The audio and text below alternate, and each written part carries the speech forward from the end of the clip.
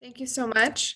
I am very excited to introduce the speakers for this session today, as this topic is a very important topic, and the individuals speaking about it today are absolute experts.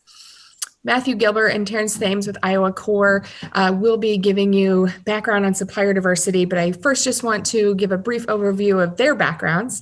Matthew Gilbert, president of Iowa C.O.R.E., is a licensed attorney and social entrepreneur who can seamlessly shift gears between business, generational wealth building, and public policy reforms. And I've had the wonderful opportunity to work with Matthew in a lot of these arenas. Matthew is an advocate for resilient communities, and he utilizes his leadership in grassroots organizing, managing charitable organizations, and structuring public and private partnerships to advance the social, political, and economic needs of communities of color. With his business and tax law experience, Matthew views impacting communities through a wide lens to drive change, take action, and solve complex issues.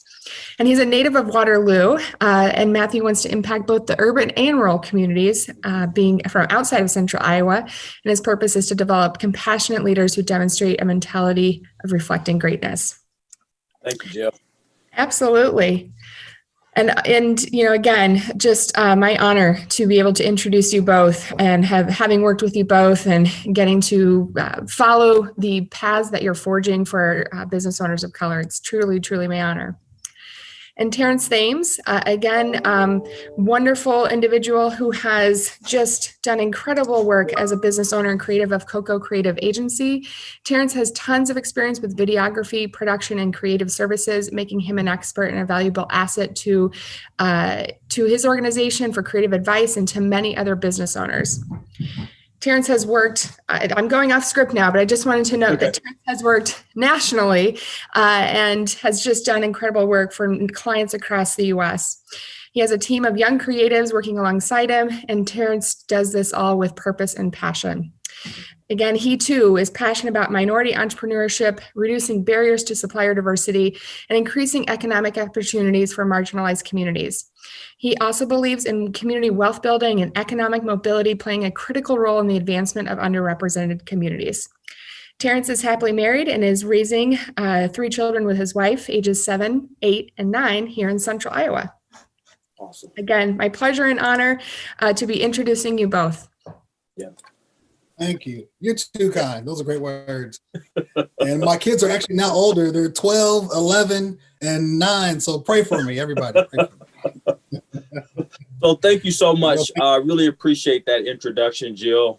Terrence and I both have appreciated developing the relationship with you and with the state. It has really sort of motivated a lot of the work that we've done, especially when it comes to reducing barriers and access for groups, especially diverse suppliers, as we continue to, find a place for them here throughout the heartland. And so what we've done is, started off, really trying to find a real good name for this topic.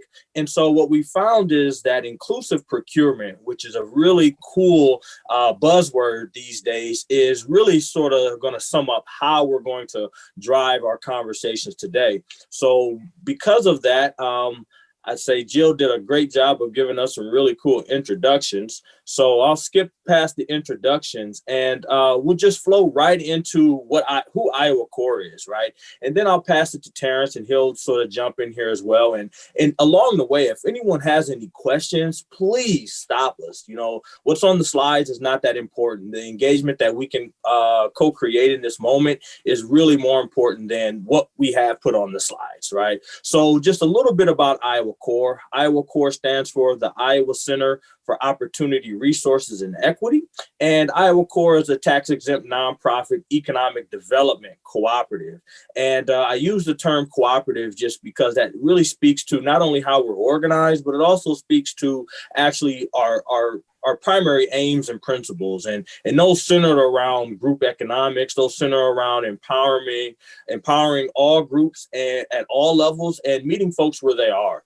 And so our mission with Iowa C.O.R.E. is to procure resources and advocate for minority-led businesses and communities through both research, education, and capacity building programming.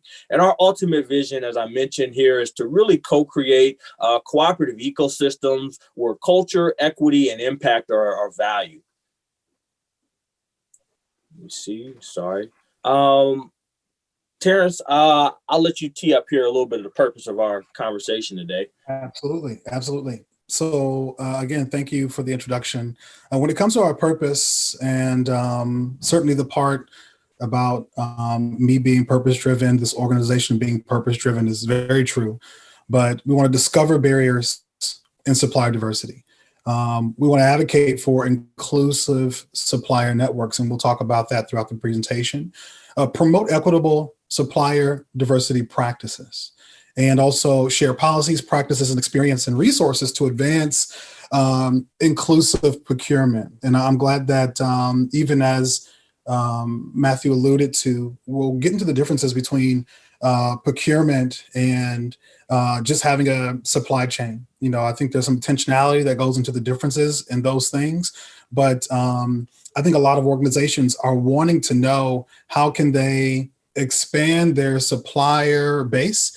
And I think when we talk about purpose and supplier diversity, that includes not only including business owners who are including ethnically diverse business owners into the supply chain, but I think it also includes the benefits of having diversity of thought, the benefit of diversifying your supply chain when it comes to innovation. And from a corporate standpoint, not only is it good business, but it can also save you money in the long run, because innovation can help your business to be more viable in the future. So we'll talk about the purpose behind all of those things and how it all ties into supplier diversity. Awesome. Thank you, Terrence. And so our overview as far as our presentation today, we'll kind of get the nuts and bolts of the supply chain as well as supplier diversity. I think it is important to think about those things within the context of both how they operate as well as how they were developed. And then I think, as Terrence mentioned, let's explore some of these best practices, right? Let's explore some of the things that Terrence has seen, some of the things that I have seen, as well as some of the things that are going on within the ecosystem of procurement here in Iowa. And what we'll try to do is, really reframe and rethink the idea that the public sector uses, as well as how the private sector uses contracting with small, diverse suppliers. And our primary goal will really center around, identifying some of those support services that exist, as well as how you can really support really increasing the supplier diversity network, whether it's within your business or even external to your business. And one of the tools that we feel like is a really good tool to really do so is the capability statement. And so we'll share just a few examples of the capability statement and how it could be used as both a bridge as well as a tool to get businesses really tapped into either developing your network of suppliers or really just contracting, purchasing and buying and selling within your business. I'll go ahead, Terrence, if you like. Yeah. Oh, okay. I'll flow with this one. So as far as like the history, really, supply chain, supplier diversity really sort of has its roots in the civil rights movement, right? In the 50s and the 60s. These were times when, it was really trying to identify how the minority worker is really treated within their employer, as well as how they are, really governed toward, as it relates to contracting relationships, as it relates to other types of programmatics. And so the auto industry really picked up this trend. There was executive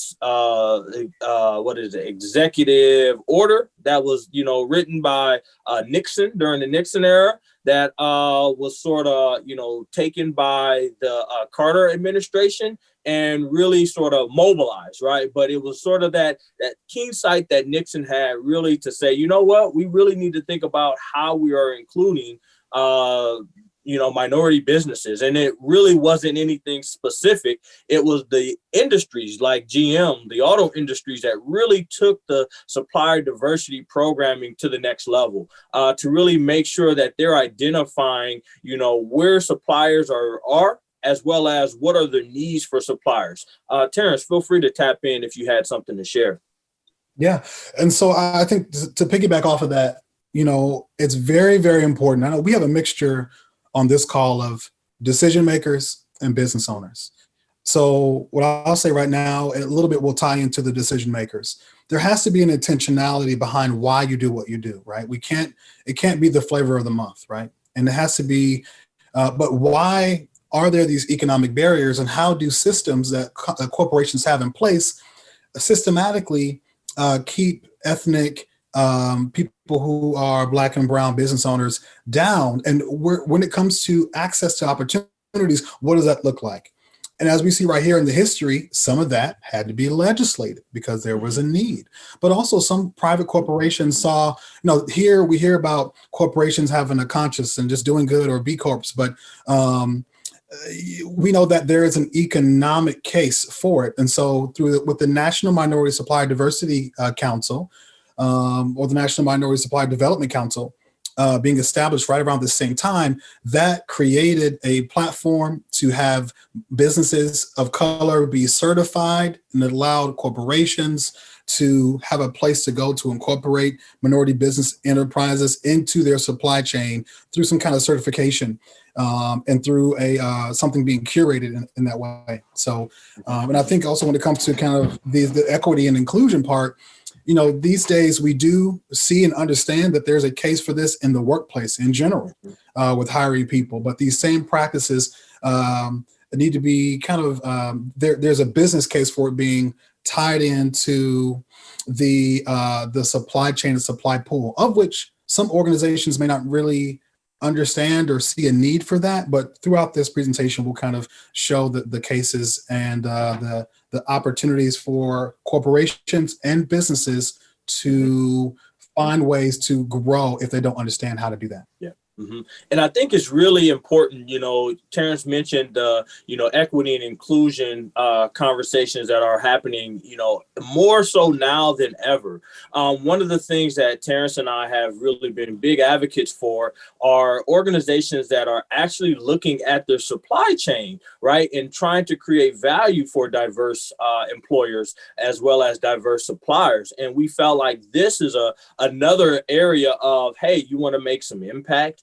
You want to do a good, it's one thing to just come out with a statement, right? And to just make a statement. It's another thing to actually include diverse suppliers in how you do business, in your value chain. And so we felt like, this is another sort of movement, another moment for really looking at how supplier diversity is going to really be meaningful in all of our businesses. I'll let you keep going, Terrence. Sure. So as we define supply chain, it's a supply chain. It's a connected network. So of individuals, organizations, resources, and activities and technologies involved in the manufacture and sale of products or services. So this term chain, we hear it a lot more these days when it comes to blockchain, right?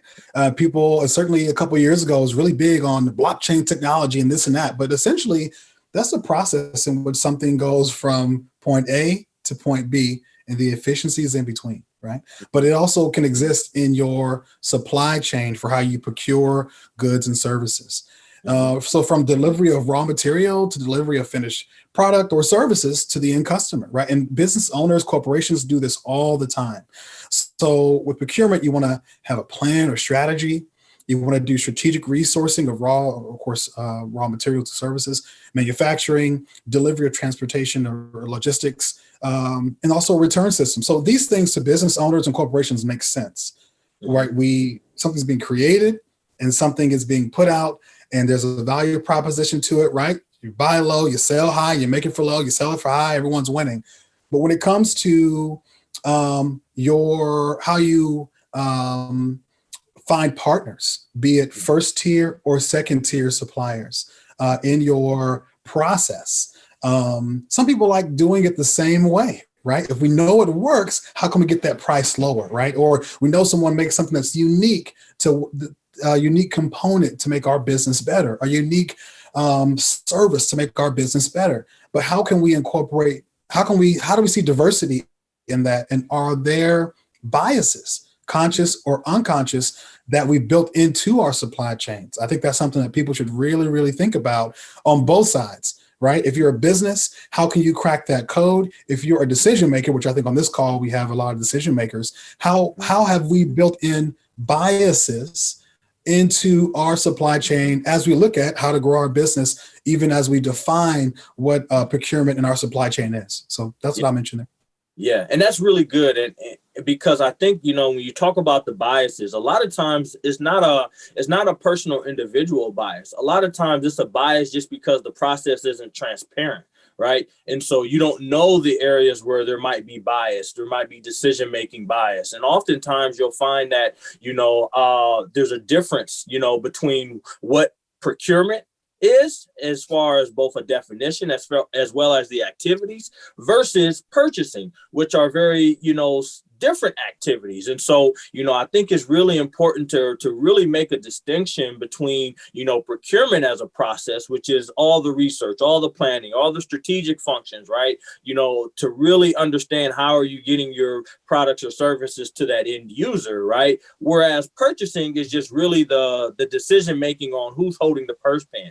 And what has happened is that we've put more power in the hands of those folks that have the purse pin, right? That have the ability, the power of the pen, right, to actually spend money versus those groups or those folks on our team that are really helping us identify who our suppliers are. And so I really think it's really important to understand that purchasing is just a subset of procurement, but doesn't always include procurement, but procurement does always include purchasing. And so those areas of transparency should definitely sort of attach to procurement, when a lot of times they may not get to attach to the purchasing process, just because that might be very intimate in your business, or it might be you might be a public business that you do have a place where you report that and you're getting your reporting. But I think it's important to understand the supply chain, to really understand supplier diversity, because supplier diversity really is an intentional process, right? This is a proactive approach that identifies those diverse suppliers, as well as identifies where in the supply chain there is opportunity for them to be included, right? But it also, as I mentioned to you, because procurement is really a lot of the policies and practices, right? It also is around creating equitable practices. And one of those equitable practices is making sure your procurement process is transparent up front. Don't get halfway through the process with a supplier, with a potential supplier, and then start to tell them about your procurement process, right? The procurement process needs to be known up front. It needs to be clear up front, just so you can make sure that equity is being sought on both sides, both the purchasing side as well as the vendor side. And so what supplier diversity offers us is an opportunity to both leverage inclusive policies as well as these equitable practices within the supply chain management system, but really more importantly, to really build meaningful relationships, especially with historically marginalized businesses and enterprises. Often that these individuals may be our end customer, right? But along the way, we haven't really had a chance to include some of those historically marginalized groups within the supply chain process. But I think it's important to really understand how we can do that. And there really is not a one size fits all kind of case, but it's important to really identify those diverse suppliers within your network. And for education purposes, a diverse supplier is defined as a business with at least 51% owned and operated by an individual or group that is a part of a historically underrepresented or underserved group. This also includes our LGBTQ plus, as well as our veterans, as well as our differently abled populations, right? And so one of those common functions where you'll know whether a supplier is identified as a certified diverse supplier. You'll see common designations or classifications like SBE, small business enterprise, or MBE, a minority business enterprise, or even a woman-owned enterprise, which is a WEB. And then there's commonalities depending on what region you're in as to what those classifications might be. I'll let you keep going, Terrence. For sure. So why supply diversity? And so there are a lot of, I think a lot of times businesses Businesses want to be a part of something that's going to help them grow. If they say, if you're looking for a Black-owned business, you're looking for an Asian-owned business, I'm your guy, I'm your gal, right? But we know procurement doesn't work like that. But also on the corporate side, we know that corporations want to be responsible, but they also want to win, right? They want to win. A lot of times, in my experience, and the way it should be, is the fact that we're a minority-owned business pre-George Floyd, honestly. It did not come up of, we've never gotten one contract from being a minority-owned business. Even though we were members of the National Minority Supplier Development Council. I think every business, there's an economic case to be made in terms of minority businesses generating not only economic mobility for their communities, but also creating jobs and what they contribute to the community. But that comes through procurement opportunities with corporations or procurement opportunities sideways with other partner organizations where we're doing business with each other. But from a corporate standpoint, I think that it's really important for businesses to know never to lead with I'm a minority-owned business, right? They'll see that. And you bring value to the table just from being a capable business. That's the first thing. But we know that there is a business case for corporations to diversify their supply chains, and it also can make economic sense. And even to read off of this document right here, the National Minority Supplier Development Council is unwavering in its commitment to advancing the cause of Asian, Black, Hispanic, and Native American suppliers as critical partners in globalized corporate supply chains. So many corporate suppliers, including some who are here locally, are national members of this organization. To say they support, but they also use organizations like this to find qualified minority-owned businesses to help them do business and bring them as a part of their supply chain. So they'll grow in a way of doing one-on-one matchmaking sessions, doing consortiums, doing in-person events. And I think there's definitely a business case for it. But as a business, it's also important to know you never lead with that. You don't have to. You just be a qualified owned business. And if a corporation needs you and they're looking to find you, they will find you. But we want the corporations to be intentional with that. And that's something that organizations like the National Minority Supplier Development Council can help a corporation do. They can help be a lead generator for finding minority-owned businesses. Yep, that's really good. And so it really sort of steams down to, inclusion and competitiveness, right? There is a competitive advantage, as Terrence is mentioning here, when it comes to supplier diversity, but as it relates to also inclusion, I also would add, inclusive growth as well as inclusive value, because what ends up happening when we have this conscious consumer that today really wants to know everything about your business and potentially has access to learn as much as they can about your business, whether through social media or just through a Google search, it's really important that you really include within the customer value, within the, end value for your products and services, how you get there. And so, we feel like supplier diversity is a really good way to attract new hires, to really be more resilient and agile, both in your supply chain, but just within your business as well. One of the things that we found is that there are a few businesses that just through the pandemic have had to really, reboot their entire functional operations. And a lot of that was actually seeing opportunities that the pandemic actually,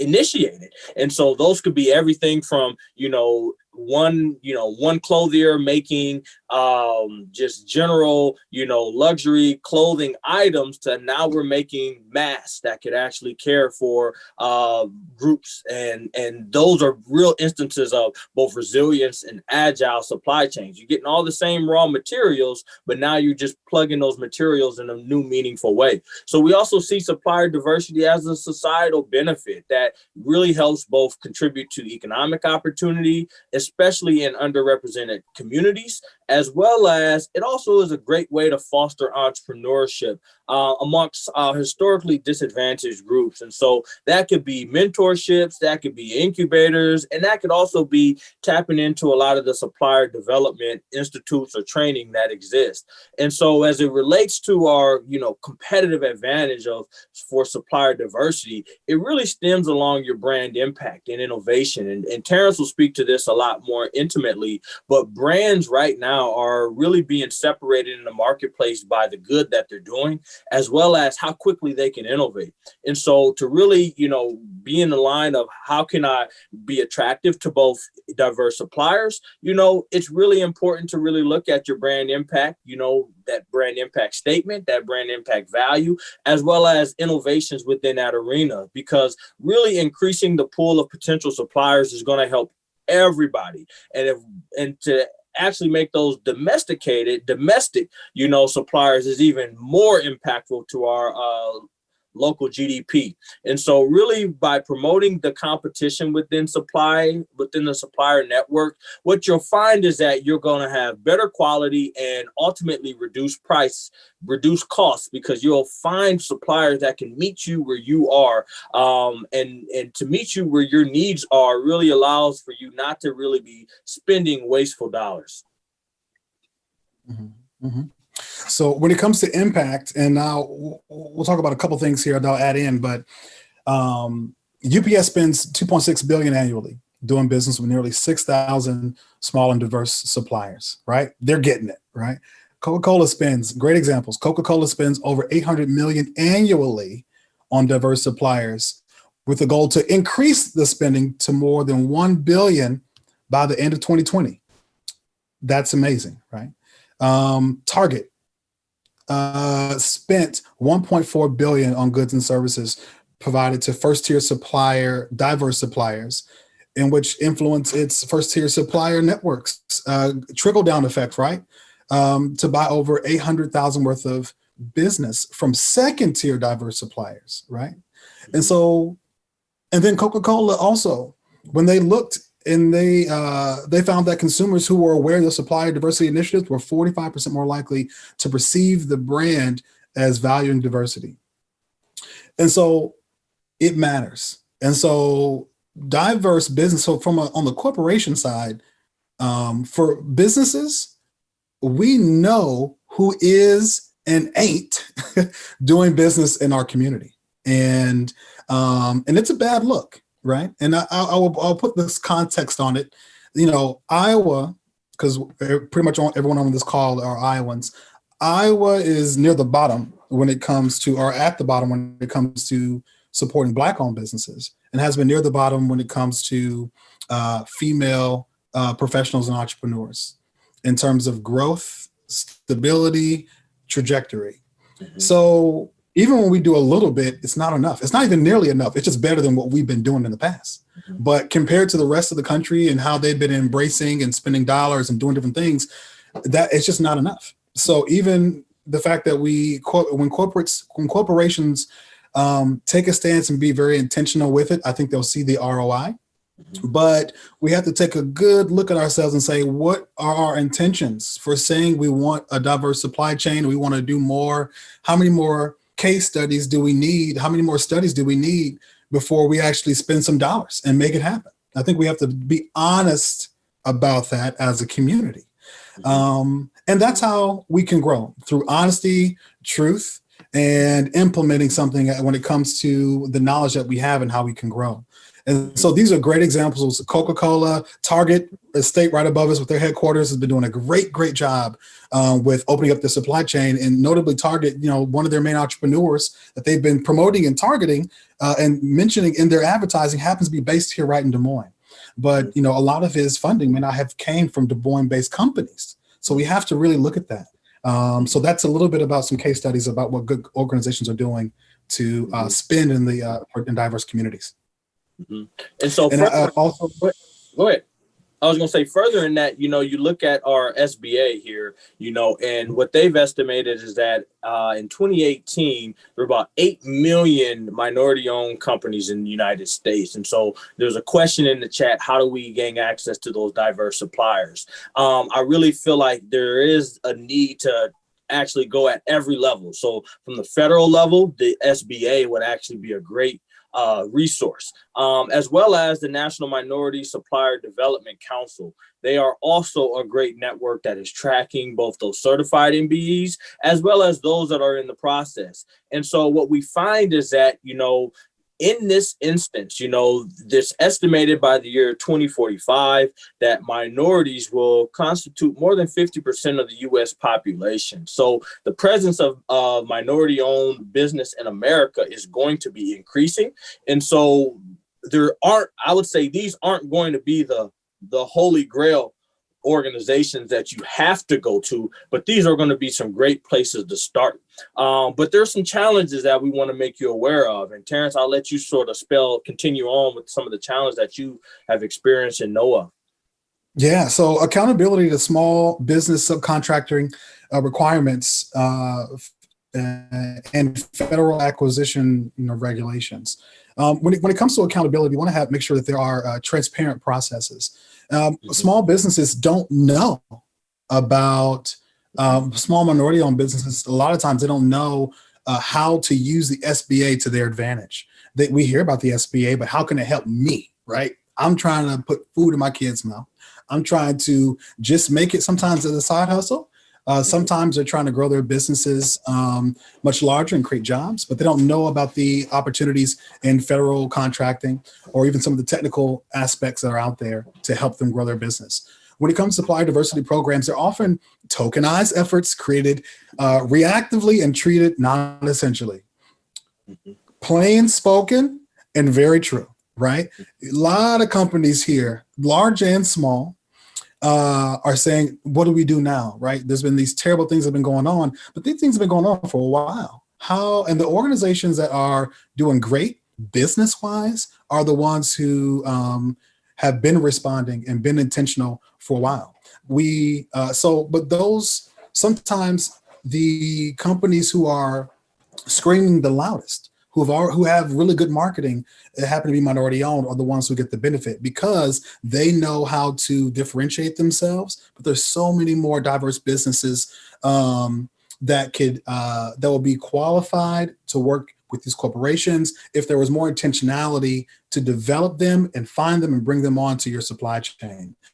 So then you also have these different departments and these supplier diversity departments. They're really not departments, they're really people placed in corporations, but they are not the ones who have purchasing power. Every person that I know who's over supplier diversity for their corporation, if they have someone there, they're not the ones who make any purchasing decisions. They're internal advocates. So the corporations, although maybe well-intentioned, miss the mark because they can find diverse businesses or partner with organizations like C.O.R.E to get people to come on, or NCMSDC, but they have no purchasing power. All they're doing is saying, hey, Bob over in the corner, you should really think about purchasing from people on this list, right? On this list. But why would Bob purchase from somebody on this list when he's already got a list much shorter or longer with people he's already used to working with? So we even marginalize people internally from a corporate standpoint.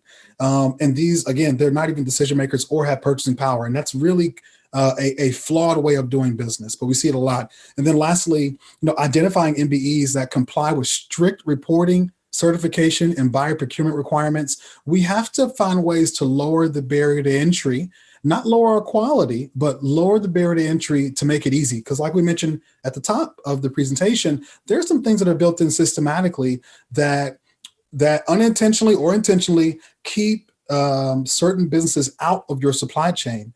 And corporations are at a disadvantage because of that, because they're not innovating as well as they should. They're not growing as best as they can. But also minority-owned businesses are hurting. So that means our communities are hurting as well when we have these things in place.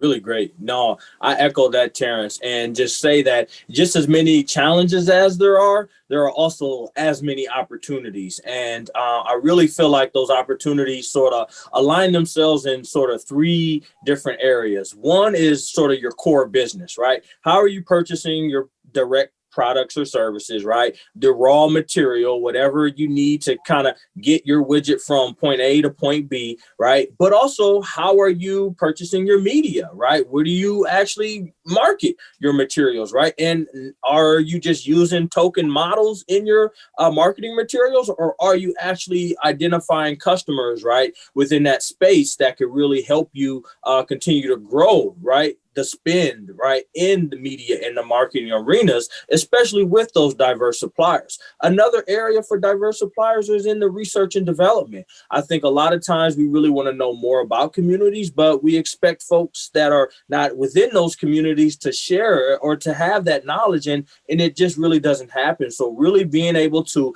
as you're doing your R&D processes, right, don't just think about how I can just host a focus group, right? There might actually be some potential suppliers in the room that would actually be interested in working with you, as well as along our information and technology arenas. I feel like this has been sort of the largest growth as far as opportunities in supplier diversity, but I don't think we limit ourselves to just information and technology, because I think ultimately a lot of our businesses are people systems, right? And so where are we getting our professional services?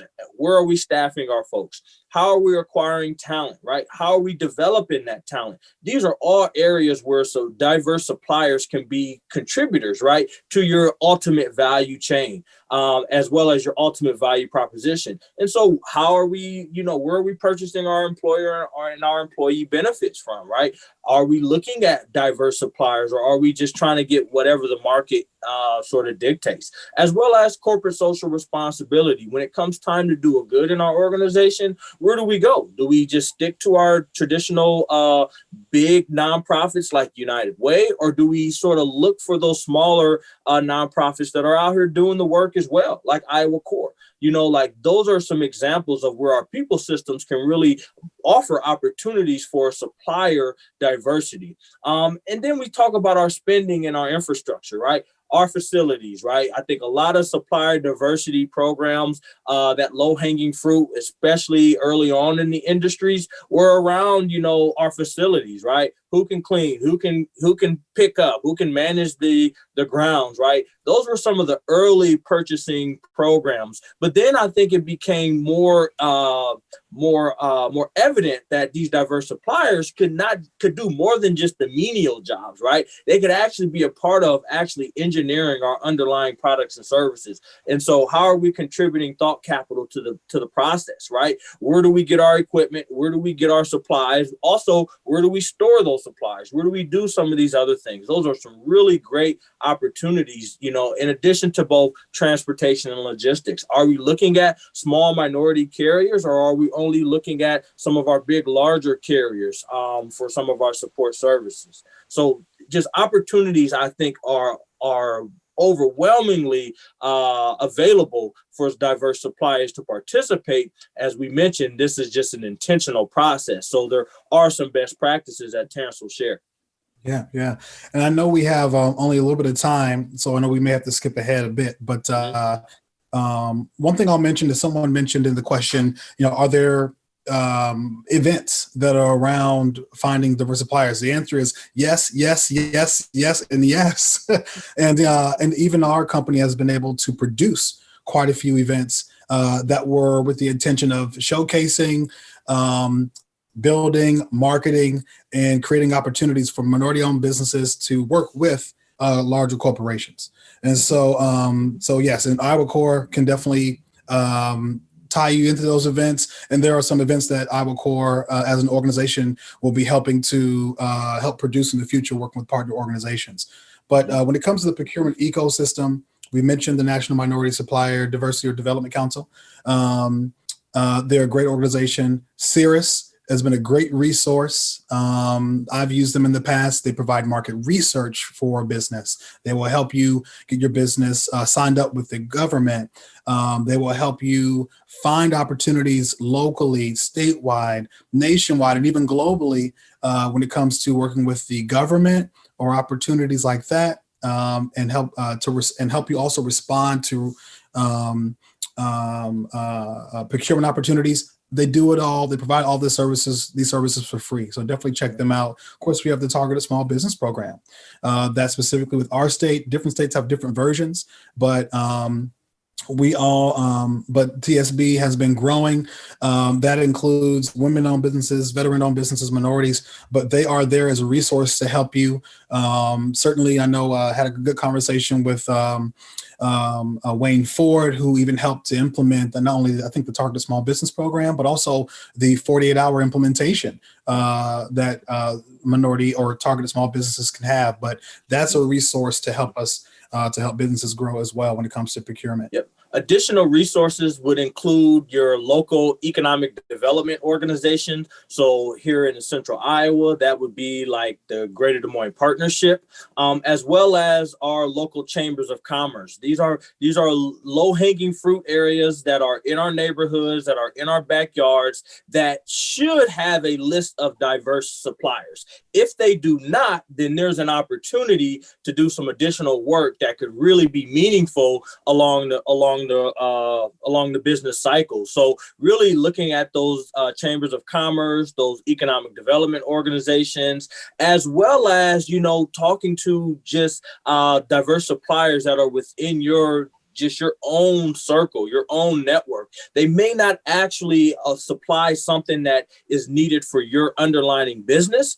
However, I bet you they know a network of diverse suppliers that you could probably tap into for different business needs. But in addition to the three here, NM, SDC, CIRRUS, Targeted Small Business, I definitely think that your local chambers of commerce, as well as the local economic development organizations like the Greater Des Moines Partnership, would be some great areas for you to identify, hey, is there a diverse supplier list? If not, let's go out and create one. If there is, let's share our diverse supplier list and let's continue to grow and add to that. I think the work is never complete. I think we just continue to get better and better and better. I'd like to sort of leave the last few moments for any questions for anyone. I know there were a few in the chat, Terrence.